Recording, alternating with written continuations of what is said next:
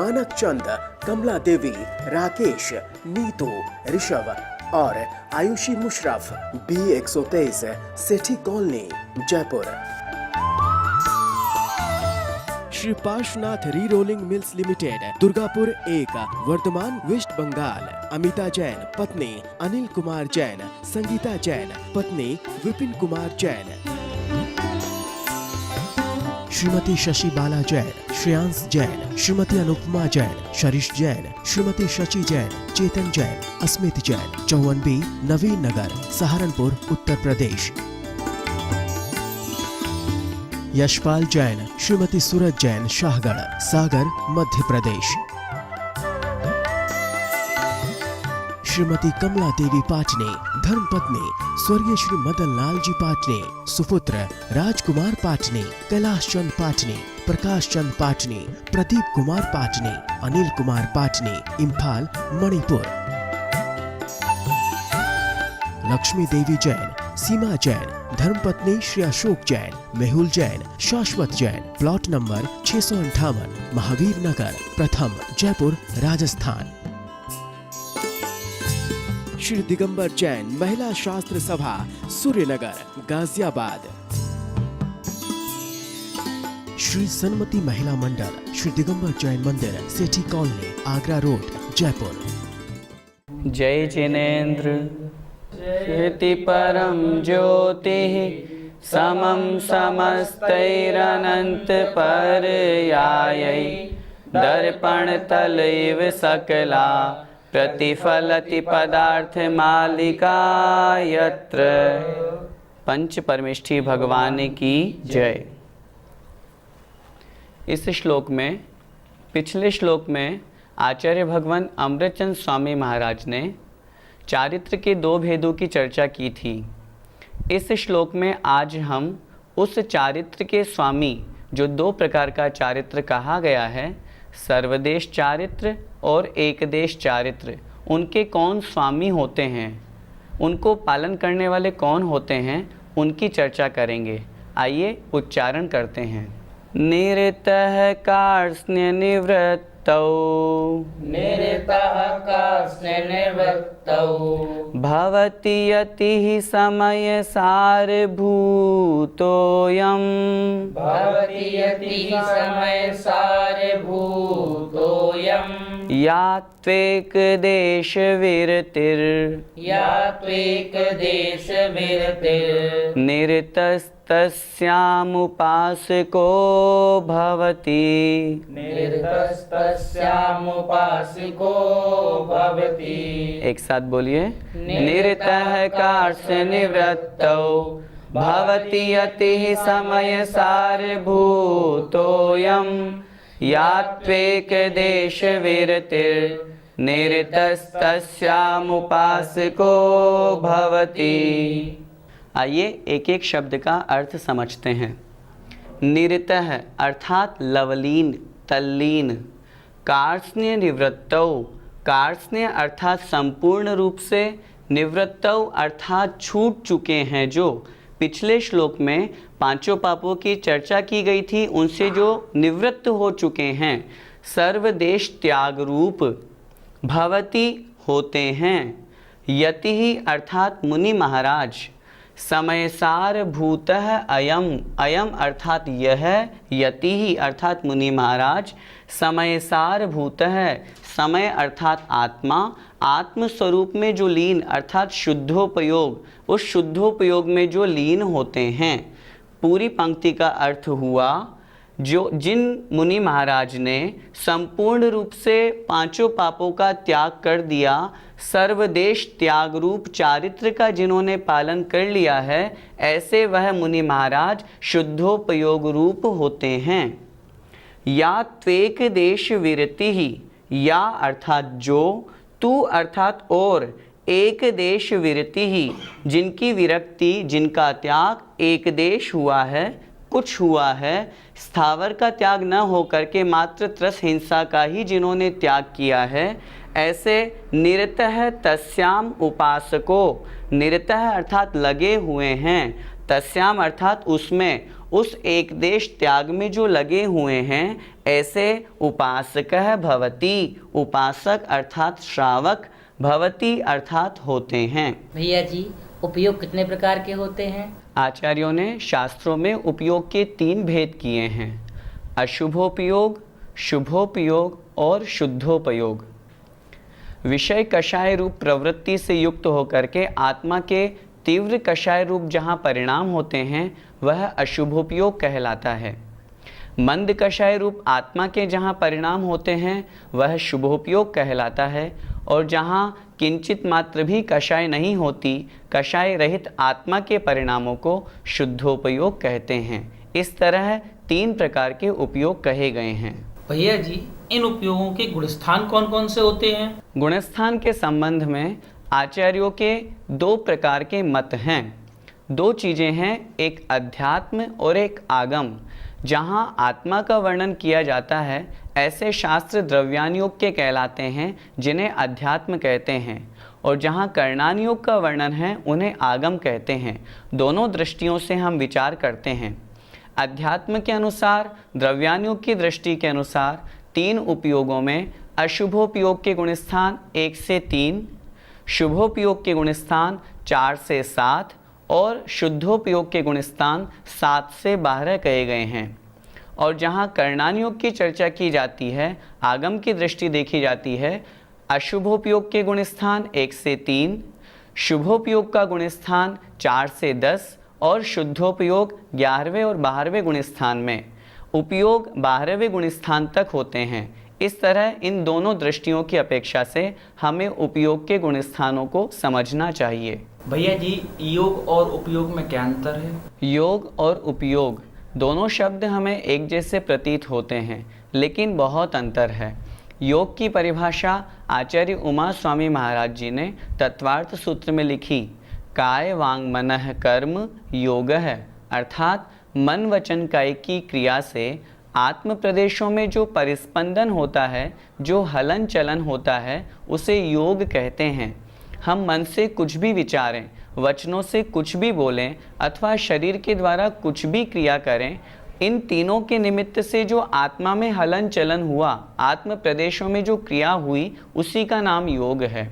और उपयोग आत्मा का परिणाम, उस आत्मा के परिणाम को उपयोग कहा गया है। यहाँ उपासक शब्द आया, इस उपासक शब्द का क्या अर्थ समझना? उपासक, उपासना करने वाला। जो श्रावक होता है वह उपासना, पूजा, स्तुति, वंदना आदि क्रिया करने वाला होता है, इसलिए उसे उपासक कहा। श्लोक में अभी हमने देखा, एक उपास्य है और एक उपासक है। जो मुनि महाराज होते हैं, जिनकी उपासना की जाती है, पंच परमेष्ठी आदि, नव देवता आदि, ये उपास्य कहे गए हैं। और इनकी उपासना, पूजा, स्तुति, वंदना आदि क्रियाएं जो करता है, उसे उपासक अर्थात श्रावक कहते हैं। भैया जी, कुछ लोग चतुर्थ गुण स्थान में शुद्धोपयोग मानते हैं, तो क्या उनका ऐसा मानना सही है? हम स्वयं विचार करें। शुद्धोपयोग के गुणस्थानों की अभी हमने चर्चा की।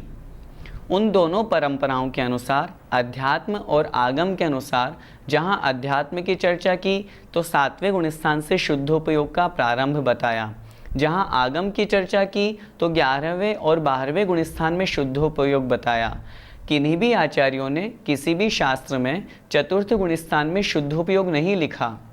अभी जो हम श्लोक पढ़ रहे हैं उसमें ही स्वयं आचार्य अमृतचंद स्वामी महाराज कह रहे हैं कि वे मुनि महाराज शुद्धोपयोग से लीन होते हैं, शुद्धोपयोग से युक्त होते हैं, जो समस्त पापों से विरक्त हो गए हैं।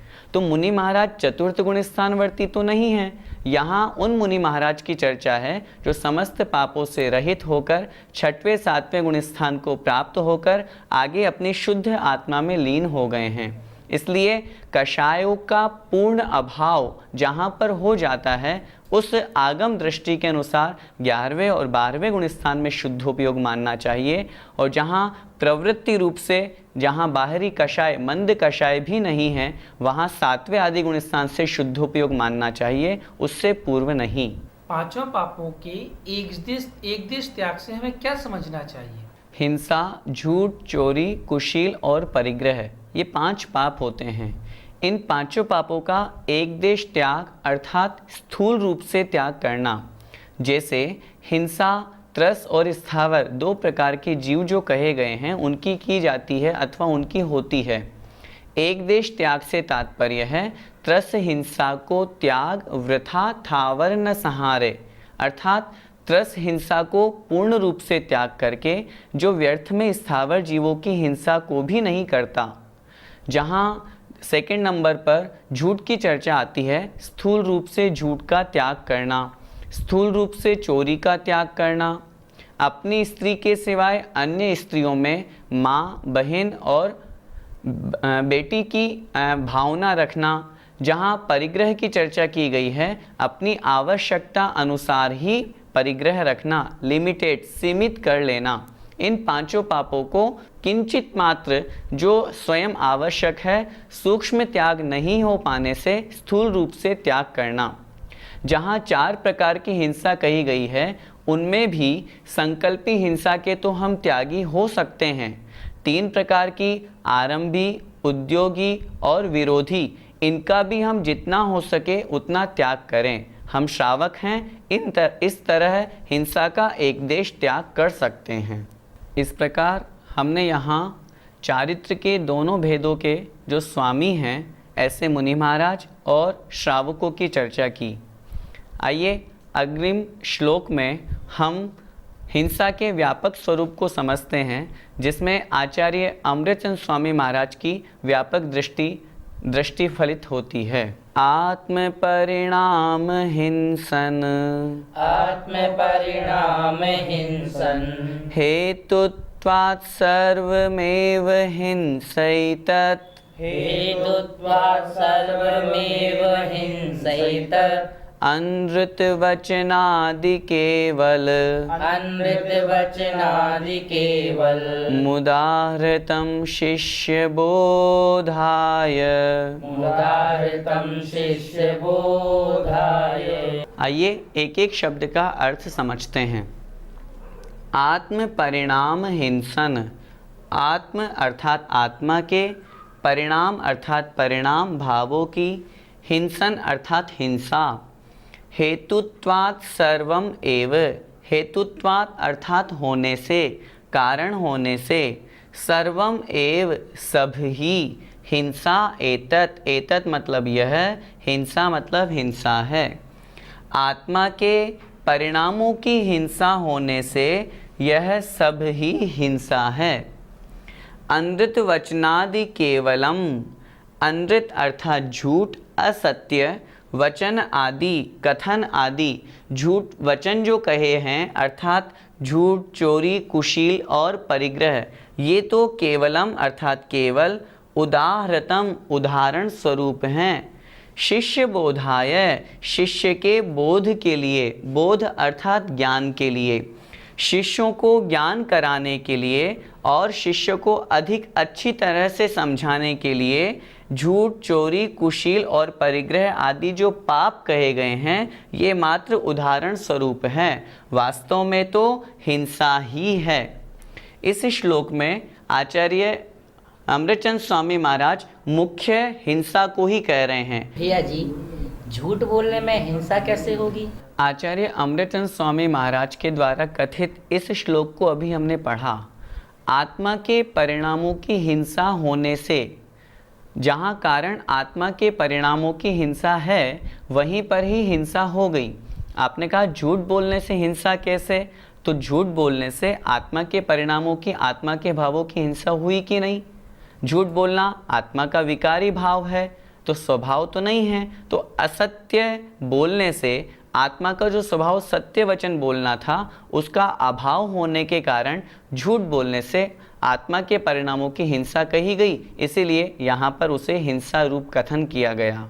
परिग्रह रखने में हिंसा कैसे होती है? आत्मा के विकारी भाव ही हिंसा रूप कहे गए हैं। परिग्रह रखना आत्मा का स्वभाव नहीं है। हम यह भी जानते हैं यदि परिग्रह रखेंगे तो उस परिग्रह में मूर्छा होगी, ममत्व परिणाम होगा। परिग्रह की परिभाषा आचार्य उमा स्वामी महाराज जी ने तत्वार्थ सूत्र में कही, मूर्छा परिग्रह अर्थात ममत्व परिणाम ही परिग्रह है। ममत्व परिणाम, राग रूप परिणाम आत्मा का स्वभाव नहीं, आत्मा का भाव नहीं, आत्मा का परिणाम नहीं, इसलिए वह नहीं होने के कारण से वहाँ हिंसा कही गई। यदि परिग्रह रखने से हिंसा नहीं मानेंगे तो फिर मुनि महाराज परिग्रह का त्याग करते हैं कि नहीं? फिर उन्हें परिग्रह का त्याग नहीं करना चाहिए।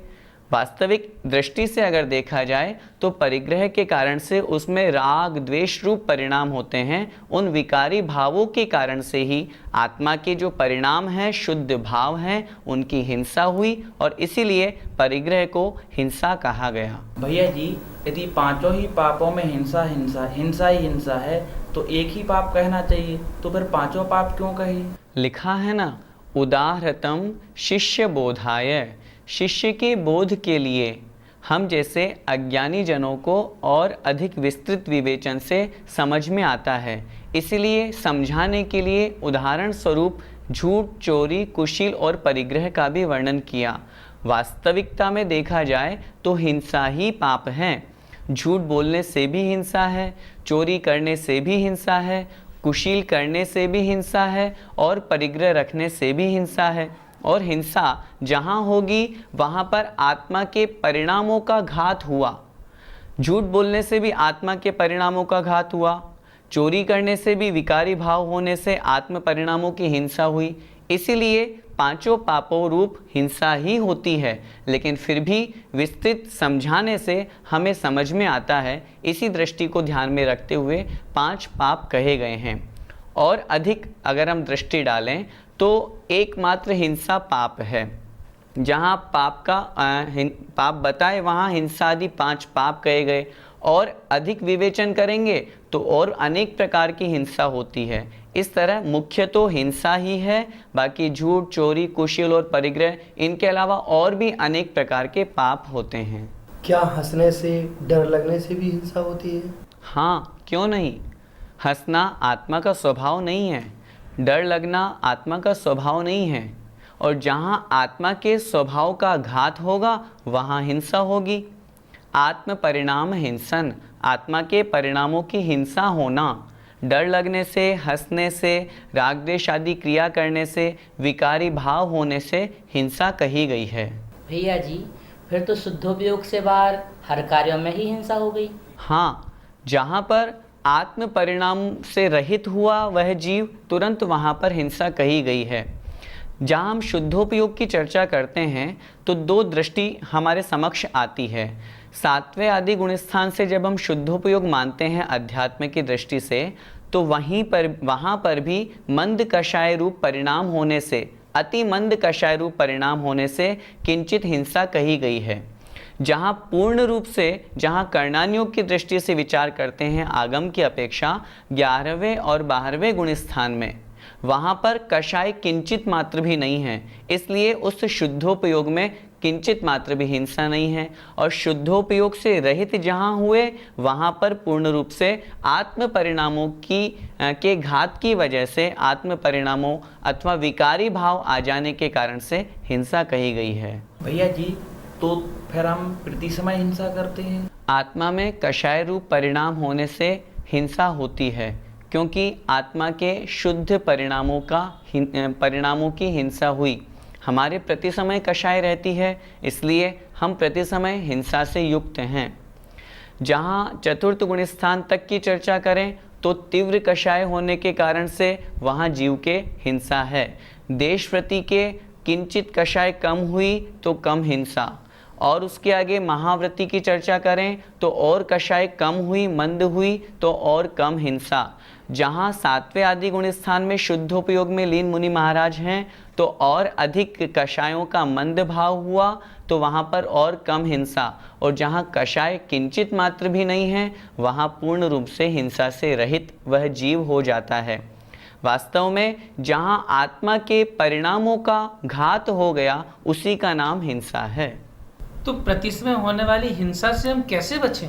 प्रति समय होने वाली हिंसा से हम गृहस्थ नहीं बच सकते, क्योंकि हमारे कषाय रूप परिणाम रहते हैं। और जहाँ कषाय रूप परिणाम होंगे वहाँ हिंसा तो होगी ही होगी।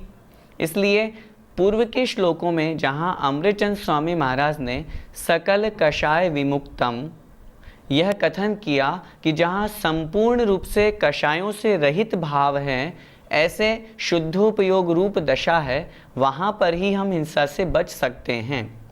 वास्तविक दृष्टि में देखा जाए तो हम गृहस्थ अवस्था में रहते हुए समस्त कषायों से दूर नहीं हो सकते।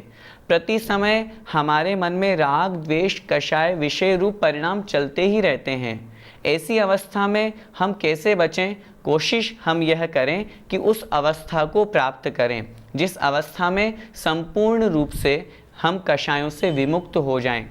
अब जब वर्तमान में हम उस अवस्था तक नहीं पहुंच सकते तो गृहस्थ अवस्था में रह कर के ही हमें जहां 3 प्रकार के अभी हमने उपयोगों की चर्चा करी, अशुभोपयोग, शुभोपयोग और शुद्धोपयोग। अशुभोपयोग से बचकर हमें शुभोपयोग में प्रवृत्ति करनी चाहिए। जितना हो सके अपना मन स्वाध्याय में, जिनेंद्र भगवान की पूजन भक्ति स्तुति में, दान और पूजा आदि में लगाना चाहिए, जिससे हमारा उपयोग शुभ बना रहे। हम विषय कषायों से जितने दूर होंगे, हम धर्म की प्रवृत्ति में उतने ही आगे बढ़ेंगे। यदि हम इस तरह का प्रयास करते हैं तो राग द्वेष से रहित परिणाम किंचित कम होने से, गृहस्थ अवस्था में वो पूर्ण रूप से रहित तो नहीं हो सकते, लेकिन उन विकारी राग द्वेष परिणामों में किंचित कमी होने से, हम धार्मिक प्रवृत्ति लाने से, क्योंकि राग के 2 भेद किए, प्रशस्त और अप्रशस्त, तो हम अप्रशस्त राग से तो बच सकते हैं। प्रशस्त राग करें और उस प्रशस्त राग रूप जो शुभोपयोग है उसे अपनाकर अपना लक्ष्य बनाएं कि हम भी मुनि बन करके शुद्धोपयोग को प्राप्त करके और समस्त कषायों से विरक्त होने का प्रयास करें। क्या शुभोपयोग में लगने में हिंसा नहीं होगी? शुभोपयोग में भी हिंसा तो होगी, क्यों नहीं होगी? जब शुद्धोपयोग में भी हिंसा है, कषाय रूप परिणाम जहाँ पर होंगे वहाँ पर हिंसा होगी ही होगी। शुभोपयोग में भी हिंसा है, लेकिन हमें क्या करना है? हम अशुभोपयोग से बच करके शुभोपयोग में आएंगे तो वह तो अच्छा ही है। लक्ष्य तो हमें शुद्धोपयोग प्राप्त करके समस्त कषायों से विरक्त होकर के मोक्ष प्राप्ति का ही बनाना है। लेकिन जब वर्तमान पंचम काल में वह संभव नहीं है तो हम अशुभोपयोग से बच करके शुभोपयोग को प्राप्त करें।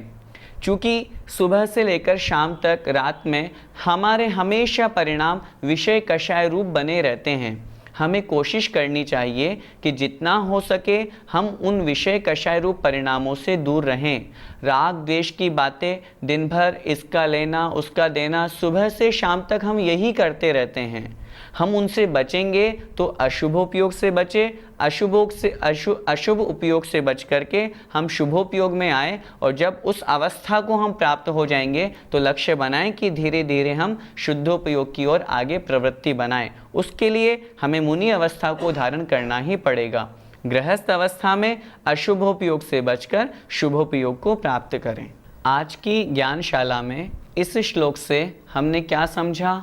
हमें क्या समझना है कि हम जितना हो सके अशुभोपयोग से दूर रह करके शुभोपयोग को प्राप्त करें। विषय कषायों रूप जो आत्म परिणामों की हिंसा हुई, उस अशुभोपयोग से यदि हम बचेंगे तो हमारा मन शुभोपयोग में आएगा।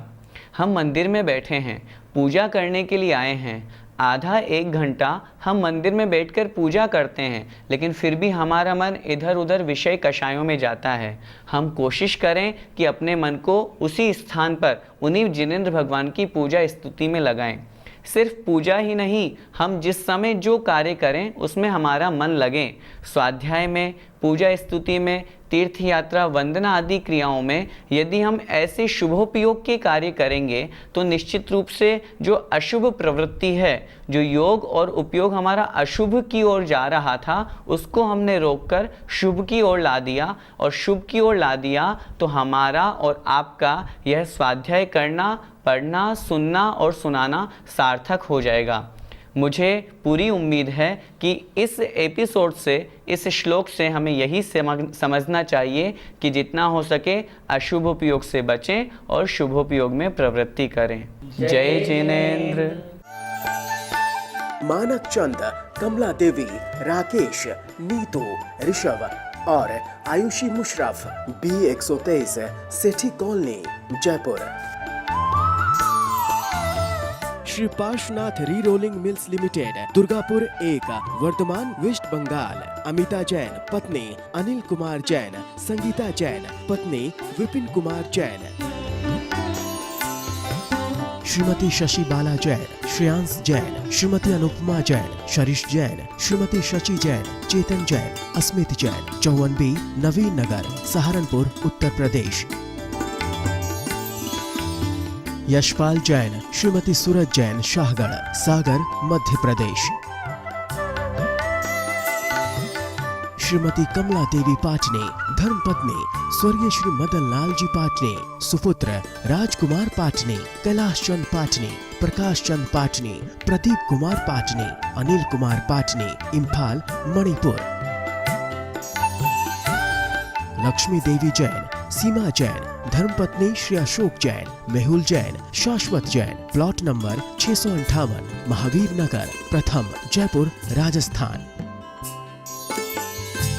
श्री दिगंबर जैन, महिला शास्त्र सभा, सूर्यनगर, गाजियाबाद। श्री सन्मति महिला मंडल, श्री दिगंबर जैन मंदिर, सेठी कॉलोनी, आगरा रोड, जयपुर।